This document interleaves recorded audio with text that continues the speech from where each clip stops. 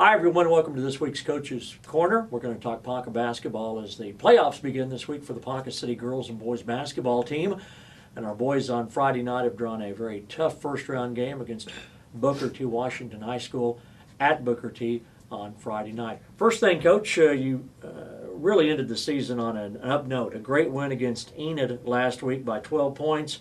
The team playing pretty well, scoring a lot of points. I know you said you're wanting to work on defense, but boy, the guys are really playing hard right now. Really giving a lot of effort right now. I mean, we've played pretty well really down the stretch here.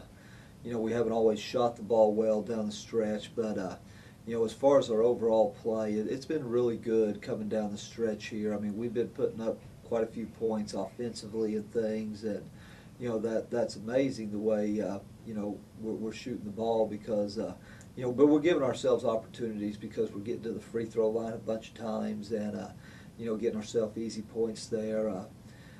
Hopefully we will continue to execute offensively. That's always a concern. We've got a 4-day layoff here before we play Friday night. And, we're at the time of the year, we know what we need to do and how it needs to be done, but we just got to try to stay sharp in these 4 days. I mentioned that we ended the season on a really high note.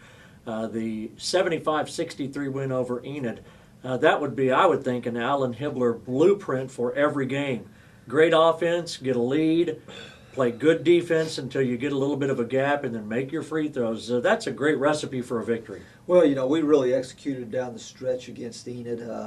We were able to kind of pull away there in the fourth quarter. It's a tight ball game in the third quarter, like 3-4 points, and we were able to push it up to 10 points there about midway through the fourth quarter and, do a good job defensively of limiting their opportunities at the basket and their open looks. And, fortunately, our kids stepped up and made free throws in the last 4 minutes. We shot 29 free throws in the fourth quarter and was 20 of 29 from the line.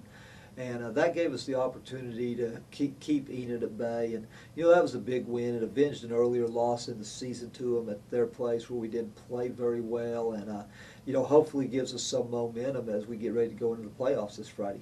Absolutely. I talked to a couple of the boys after the game, and a lot of people don't realize, and that's because they don't watch it as closely as you and I do, but last year you guys won 3 games.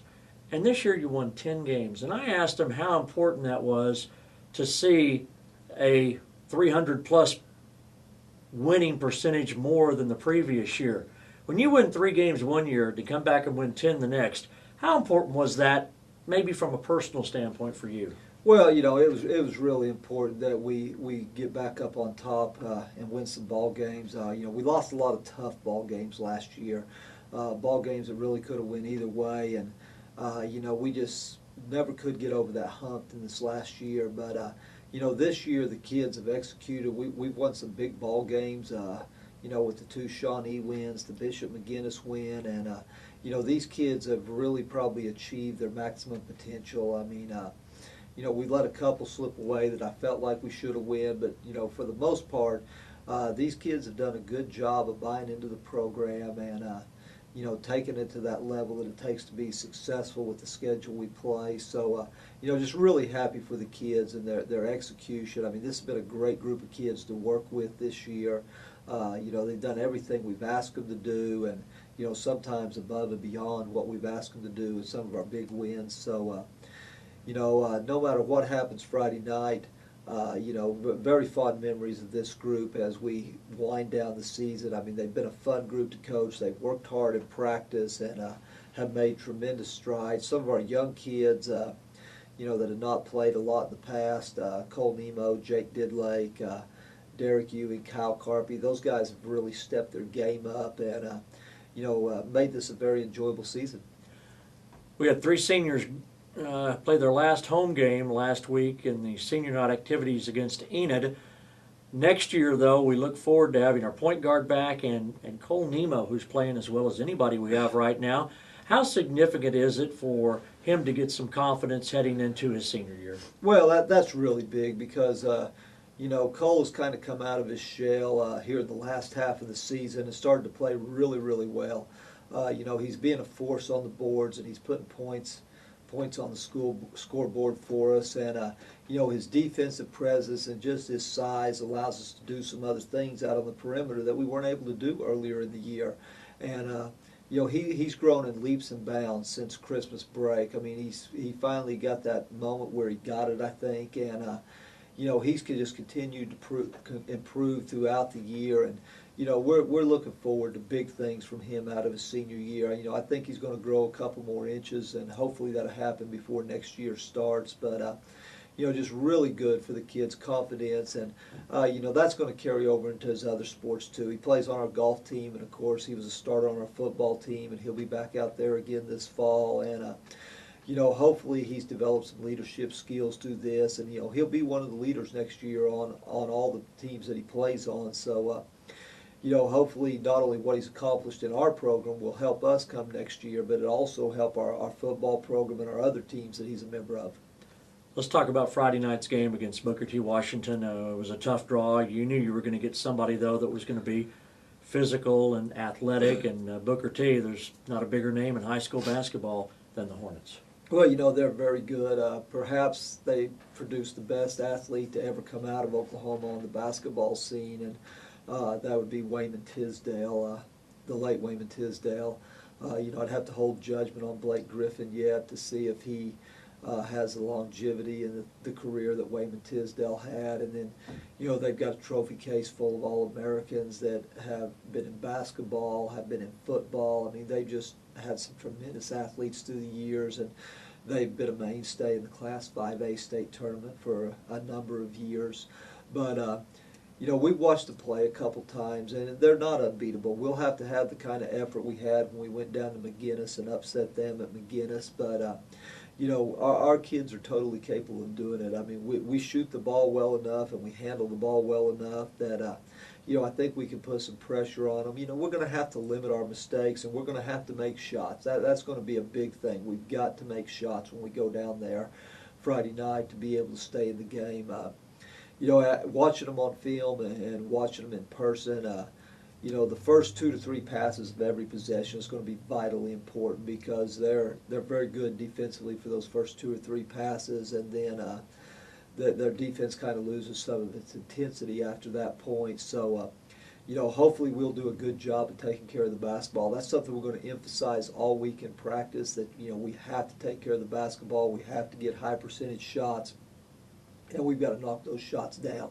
Rebounding-wise, as it has been all year, we're undersized, but in some of our wins, we've been able to battle very successfully on the backboard, and we're going to have to do that again and keep them from getting second and third opportunities.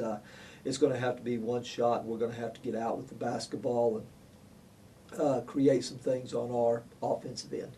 They have their key player, Parker. Does he stand out on film or in person? Well, Jawan Parker is an absolute stud. He's the number 1 player in the class of 2013 in Oklahoma. He's a 6'5" shooting guard. He's got offers from all over the United States of America at the Division I level. I want to say he's the number 38 prospect in the United States of America, according to ESPN and those people that do those national rankings and things. He is an absolute beast. I mean, nobody's been able to shut him down all year long. And the whole key is to beat Booker T. Washington is you have to realize that he's going to score his points, because he does every night, regardless of who he's playing.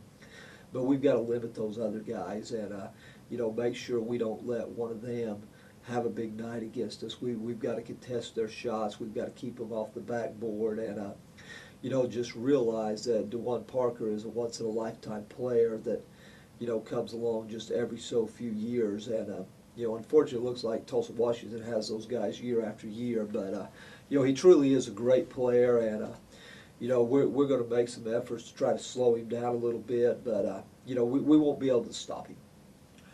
Let me ask you, they recently opened, within the last 2 weeks, a new field house there at Tulsa, Washington. Does that limit their home court advantage? Well, I really don't know if it does or not. We were in the facility Friday night. It's $11.5 million, I think. It is really spacious, nice facility for the Tulsa Public Schools. you know, they played all their games on the road for the last 2 years because they tore their gym down to rebuild this one where their old gym sat. And, you know, I think they become very comfortable with playing on the road in those last couple years here. And, you know, I think they just, you know, have just kind of fit in there because they played at gyms all over the Tulsa area and things. You know, they may not necessarily shoot as well as they would if they'd been practicing there all year long, but you know, they've got a good student body. It's right there on campus. They're very proud of the facility, which they should be because it's an excellent facility for basketball. So, you know, I don't know if that'll play a whole big role in it, but, you know, hopefully they'll miss some shots and we'll do a good job of rebounding the basketball and contesting their shots and execute on the offensive end.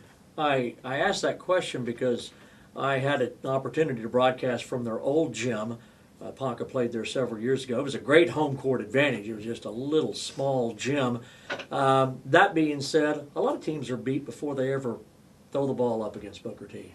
A lot of teams are. You know, the great thing about it is, you know, we haven't played them in a number of years because they've been down in Class 5A. And, you know, it's kind of like when we went to play Union 2 or 3 years ago at Muskogee. You know, the big question was, will you play in Union? You know, they're a powerhouse in Class 6A, and, you know, we hadn't seen them all year long, and, you know, our kids did a great job in preparation that week, and we went over there and ended up losing a very tight ball game by 3 points. I want to say that, you know, 5 points might have been the biggest lead that either team had all night, and it came right down to the very end of the game, and, you know, Union was able to defeat us and come out on top. They had a young man that made us free throws down the stretch, and we just never could get over the hump. But, you know, we're kind of looking at it the same way. You know, we haven't played Booker T. I mean, you know, the kids know of who Booker T is, but, you know, not necessarily what they're really about because, you know, the great kids that have come out of there and went on to NFL stardom or NBA stardom have been kind of in the years past. I mean, the last great one in the NBA out of there was Wayman Tisdale. He was a 1982 graduate. You know, he's as old as I am. And, you know, the kids know who Wayman Tisdale is, but they don't know what he was all about and things. So, you know, and that's not something we'll talk about. You know, our total focus is going to be on what we have to do to beat Booker T. Washington to give ourselves a chance to win the ball game. And, you know, we're going to lay it all on the line Friday night and let the chips fall where they may. And, you know, hopefully we'll play at the top of our game. And, you know, if we give great effort and we play a great game, I mean, you know, it's just hard to be disappointed.